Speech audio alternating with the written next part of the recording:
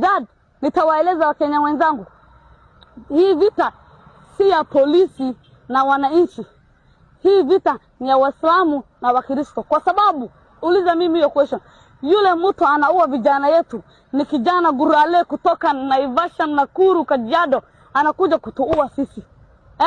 Sisi hatujawahi enda Nakuru kushoot mtu. Wametoka pale, wanachukua transfer, wanasema kule ni hakuna pesa, wanakuja kwetu, wakikosa pesa wanashoot vijana zetu. Wote wanaelezana wanakuja hapa. What we need, Murkomen, we don't want to see a officer ambaye anajiita OCS ama anajiita CCIO ama anajiita nini ambayo sio Msomali katika hii Garissa. Kwa sababu wakae kwao ndio wafanye kazi. Kila mtu anaelewana na mtu yake. Garissa County ni yetu. Sio Wajaluo, sio Wakamba na sio Wameru. It belongs to us. Ni sisi ndio Garissa ni yetu. Kenya kila mtu anaishi upande yake. Ya tatu, Kenya it belongs all of us. Inatuhusu sisi zote hii Kenya. Kuna wenye wametoka Kongo na kuna wenye wametoka Tanzania na kuna wenye wametoka Somalia. Wote wanaishi Kenya. Kama unadhani Kenya ni ya mtu moja, mjue sahihi Kenya ni yetu yote.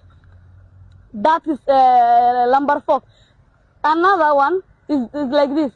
Sisi yule mtu anatuua ni Mkristo. Na dini yetu ile kitu inasema, ndio nitawaeleza. Dini inasema mtu akiua mwingine, kulipia hiyo deni ya kuua mwingine ni nini? Kumuua yule aliua huyo mtu. Okay. Hiyo ni sheria ya Islamu ndio inasema hivi. Lakini sisi hatutumii sheria ya Islamu. Ile tunatumia ni sheria ya Kenya. Hii nchi imeandika nini?